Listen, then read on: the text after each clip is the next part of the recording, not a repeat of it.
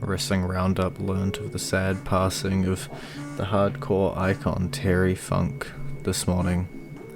Our thoughts are with his family and friends, and would like to start the show off with a 10-bell salute to honour his memory.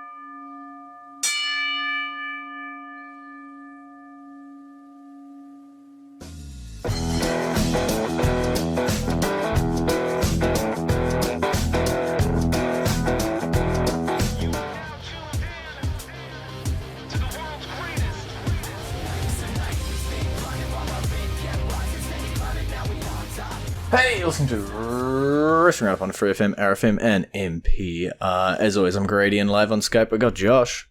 Hey! Let's give NXT a little bit of love this time around. They had their Heatwave special show. Couple of important matches on it, but just for time, let's jump on to the main event. Carmelo Hayes, one-on-one Wesley for the NXT Championship. It was a pretty good match. Definitely, I think they definitely left a lot on the table for a potential another match down the road. It did seem to just end suddenly. When things were starting to really get going. I think it is exactly what you said, right? Like, these two weren't just going to have one match. And so if you do everything in the first match, then you got nothing left for the second one. So I guess, still put on a good match, but put on like 80% of what you got. Melo retained. He outsmarted Wesley, and Wesley's going to have to go back to the drawing board and figure out what he did wrong and try to fix that and maybe become the next champion. I'm still unsure about this ultimate plan of yours for Wesley to get the championship, but I do think we will see ourselves a rematch a couple weeks down the line. I don't know when's their next show. Maybe at their next premium live. No Mercy, there we go. What it was called. I knew it was announced. September 30th. It's quite a while away. But maybe we can stretch out until then. Second main event on the card, featuring a bunch of important superstars. The Judgement Day taking a loss, even. Something they don't do a lot unless your name is Finn Balor. Dragon Lee and Lyra Valkyria coming out on top of Dominic Mysterio and Rhea Ripley in mixed tag action. To be fair, Dominic takes a lot of losses too. Yeah. I think this is just this was an interesting match. It's definitely setting up a storyline for Dragon Lee to challenge for the title. But of course, Mustafa Ali is the number one contender, so go figure with that one. Definitely, I think Dragon Lee is going to be the guy that takes the title off of Dom eventually. It's just a matter of when. And also, can I say it's really sad that it's the NXT women that seem to give Rhea Ripley more of a challenge than anybody on the actual main roster? Yeah. Personally, I'm excited for that Dominic Dragon Lee match, as you say. But yeah, Rhea Ripley has not a whole lot of competition up on Raw. I think one of her biggest challenges is still busy with taking on Trish Stratus. Comes down, has really good showing against Lyra. Ultimately, the match ending because Raquel pokes her nose into it. I think we all know what match we're going to be getting at Payback. It's already been announced as far as I know of. Let me click to my next tab. I've seen it on the Wikipedia. It has been announced. That would... See, look, this is why I should load the pages beforehand. We knew weeks ago we were getting this match. And so I'm hoping that match, we're saying the main event women aren't giving her a big run for her money. I'm hoping that match is the difference. We could play a big powerhouse versus a big powerhouse. and finally get an actual competitive match for Rhea Ripley going. Yeah. It's definitely interesting. And you mentioned somebody being a little busy. Speaking of this show, kind of a segue for you. Oh. There was the NXT Women's Champion had a segment on the show. And she flubbed the line saying she'd be a better champion than Becky Lynch, who never held the title in the first place. So it is possible that flub of a line could result in Becky coming down the NXT. Yeah, I did see some tweets from Becky flying around about, potentially poking her nose yet. Yeah. Yeah. Keyword yet. It is interesting with Tiffany Stratton and everything around her, right? She's at the top, she's got the title, she's accidentally taunting Becky Lynch off to the side. Roxanne Perez looks to be like the number one up there. Thea Hale is still getting a pretty decent storyline. We see Lyra Valkyria picking up, technically, a win over Judgment Day. A lot of challenges lining up. They're still sticking with that storyline with Tiffany Stratton, where she's got like so many challenges. And so, yeah, I don't quite know what's happening. I feel like the NXT women don't necessarily need Becky Lynch to come down and have a match. I feel like if she did, she'd win. Which, again, maybe that's something they want to do, but they've got a really deep and talented roster down there. So I'd be keen on seeing what combinations we can get out of them without necessarily putting Becky down there for, 2 to 3 months. All the women hate each other, but they can all agree that they all hate Tiffany Stratton more. Yeah. That's always the key.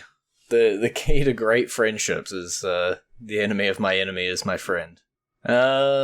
We have the NXT Heritage Cup. I know you don't care about it at all, so I'll just mention some results.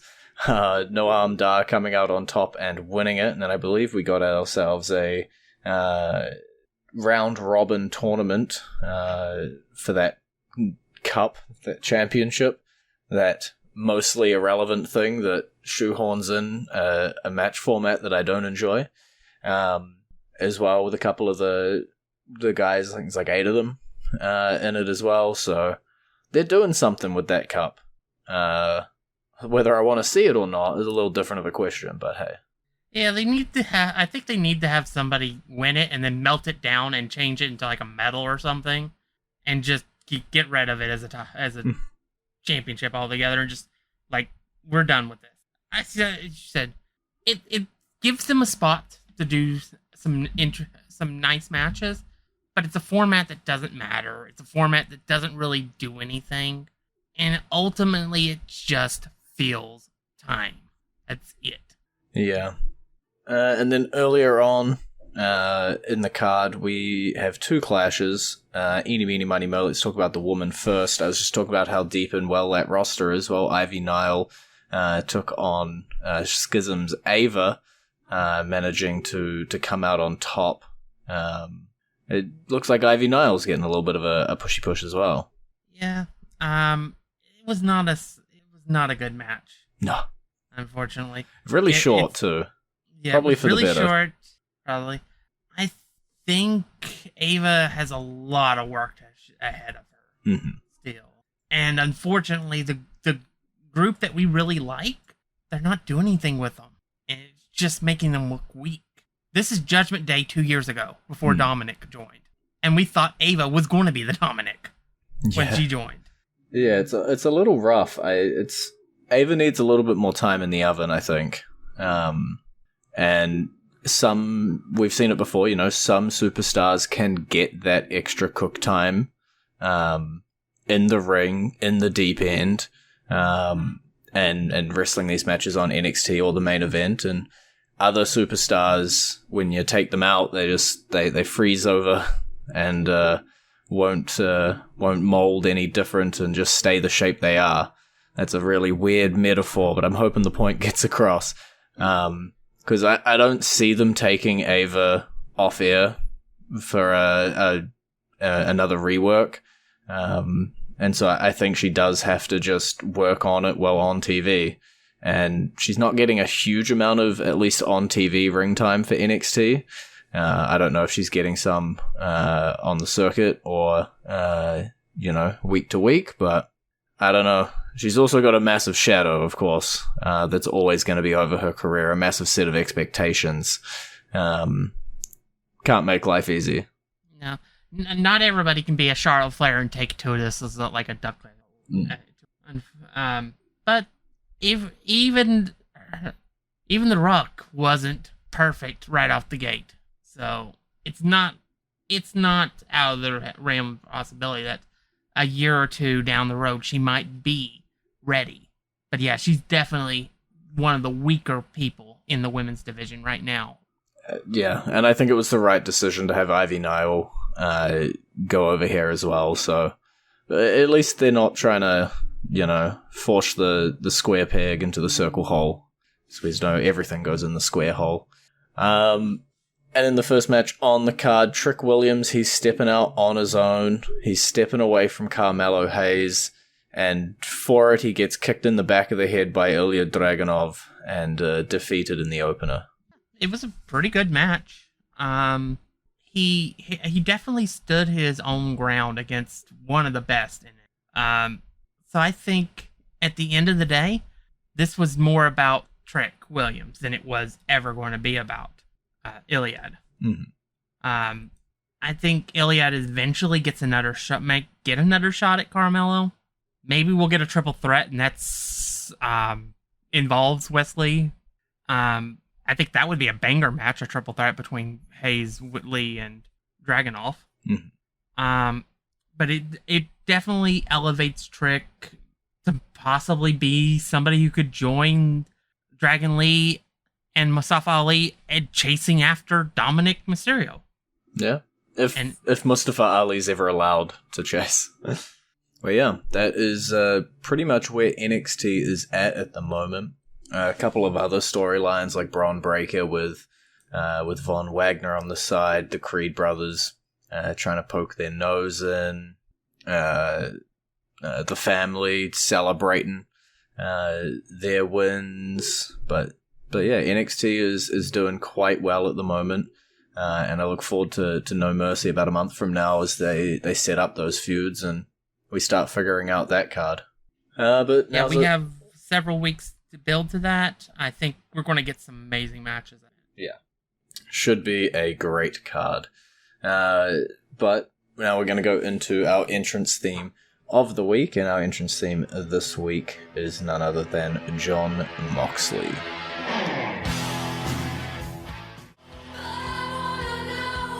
Enjoy the wrestling Roundup on FreeFM, ArrowFM, and MPR. I'm Grady, he's Josh. We got the other half of the show now, Raw and SmackDown. Let's open it on up with Edge's 25th anniversary. He gets some lovely congratulations messages throughout the night and then caps it all off by defeating Sheamus in the main event. One phenomenal match. It may not be the last match, the retirement match for Edge, but if that's how he goes out in Canada, he can be very proud of that. I think Sheamus did everything he could to bring out every ounce of what Edge has left in him. And I think this was a match between one person who's already a Hall of Famer and one person that will eventually be a Hall. Say the line. Say it was a B word.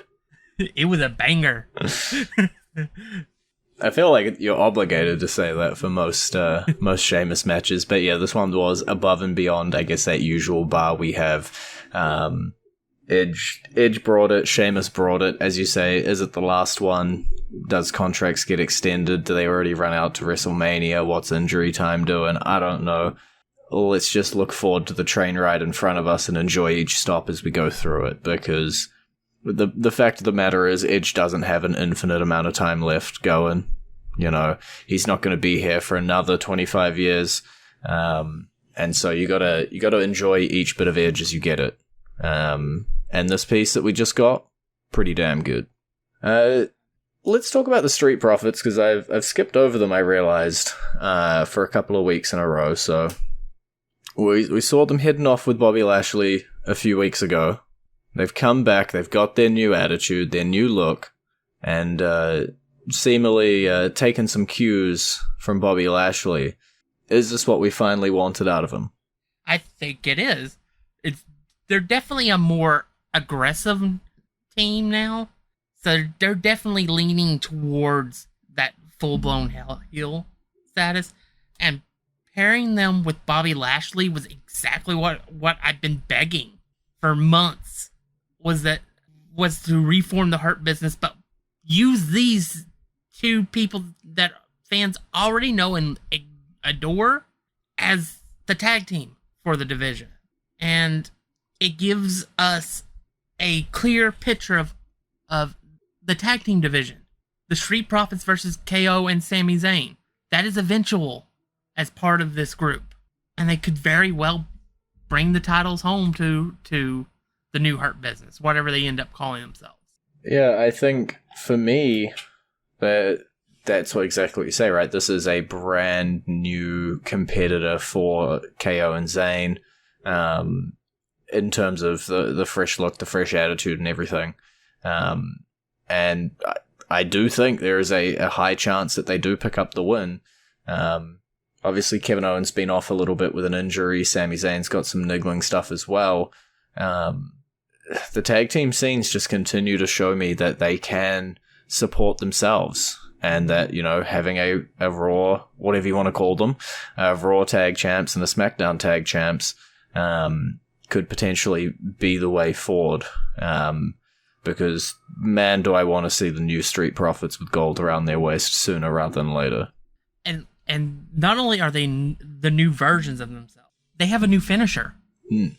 And I think that's a big thing, is why I'm saying I think they won the title. Yeah. Whether they win both sets of titles or not, I don't know. It could end up being a double pin, for all I know. And that's how they split the titles. Whatever works. Yeah. Or they just take both sets of titles and we still keep going with them. But it's definitely, everything is saying we're all aboard this train, and it's about to take off at the station, and the eventual destination is gold. Yeah.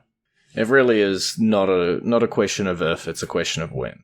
Because if we look at Raw, Kevin Owens and Sami Zayn have their own feud going and look a little bit busy, because the Judgment Day is still, you know, the bad guys leading Raw, and we got the Ultimate Hero and Cody Rhodes there, but KO and Zayn also teased multiple times now tag team championship matches against some combination of the Judgment Day. Whether that ends up involving JD or not, we'll see, but you know, we gotta sort it out at some point. Everything is starting to come into place for a certain match to happen in November. Man, what sort of match happens in November? Well, it's not even happens. It's like it happened once. What happened last year around that time?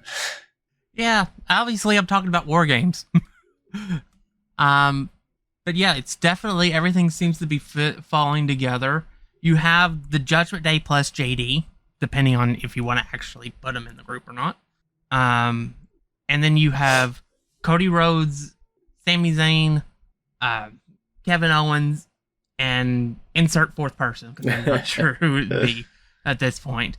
Time to go to the Superstars page for Raw and see who the top faces are. It would be Seth Rollins, honestly. Yeah, I guess. Although that would keep the title out of the event. Unless by then Damian Priest is cash in, but the still would be involved. So, but yeah, it's just, maybe that's one of the things that it sets up a cash in. Because who would expect it after a War Games match? That's true. You got Drew. Yeah. Drew could end up, and maybe they'll find a fifth person for the Judgment Day, and then you could throw in Drew and you'd have a 5-on-5 version. Yeah, it's obvious that that's where they're going, unless they want to do a traditional Survivor Series match. And maybe the War Games gimmick was a one-time thing, but I doubt it. I think it'll be part of Survivor Series going forward, unless Triple H is removed from the creative entirely. Yeah, I do think that's why we're bolstering numbers here with the Judgment Day. The math just adds up, and so yeah, I'm perfectly fine if that's the way we're going forward, because for me the storyline is still the Judgment Day. It's still Finn Balor's like sitting on the edge, his worried about Damian Priest cashing in, his, matches constantly getting meddled in, him bringing his best friend to the group, but the group not wanting his best friend. It's really, I think, there's a million ways that War Games could go. You could probably Mad Libs member X betrays member Y and just replace any of them, and you got 16 different outcomes there. And so many different ways that the Judgment Day could implode or swerve us all and survive the match fully intact with no argument. True. Or maybe they all come together finally, accept everything. It all turns out to be a fraud about the whole fiction in the group, and they take out Seth Rollins and they cash in the title that same night. No. Why not? Also, just before we run out of time, gotta mention Chad Gable, Gunther. 2 weeks left until the reign is broken, and Chad Gable almost picked up a pinfall victory, but it was a countout in the end. Still a W in the record books. Yeah. The first one on the main roster for Gunther, so that's a big thing. I feel like I really would like Chad Gable to be the next Intercontinental Champion. I just don't think it will happen. No. No, I think Drew had a real shot when he was going up against Gunther. I love Chad Gable. I think he's, one of the most athletic and one of the most gifted people on the roster.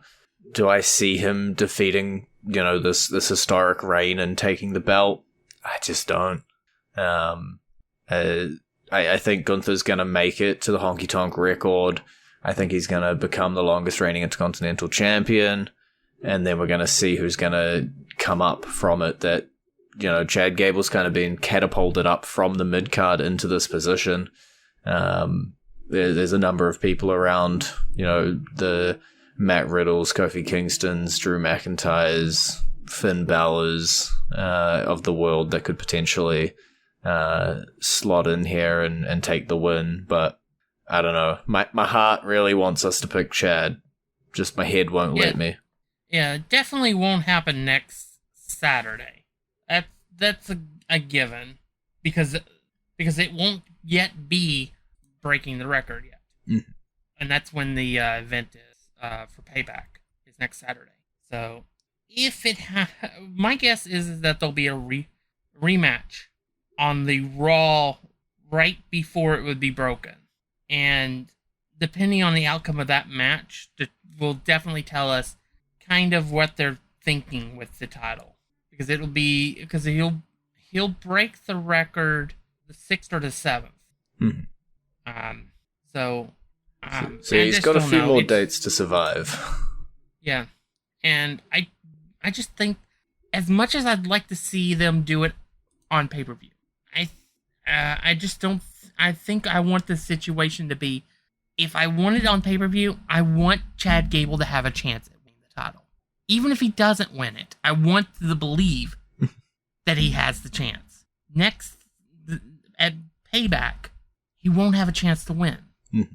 So I'd like to see him get screwed out of the match on that Monday Night Raw. Maybe Gunther gets so scared he takes a cheap shot. Something so uncharacteristic with Gunther that it prolongs the title reign and gets him to his record. But it gives them a reason to do it again and up the stakes of the match. And maybe do it at Fastlane. Yeah, that's definitely one way to go about it. I think Gunther wanting to cross this record is going to become a part of that storyline for sure. And I think, as much as the mat is sacred, I think he might be getting a little greedy. I think he might be setting his sight on that record, and, as you say, he's already picked up a count-out loss. Who knows what else is going to happen on his path. Alrighty, well, that is all we have time for this week. It's been great talking to you. Maybe. You can visit our Facebook page, facebook.com/wrestling R&D up, our Twitter page, twitter.com/wrestling R&D up, and our YouTube page, youtube.com/wrestling RND up. And we will see you next week.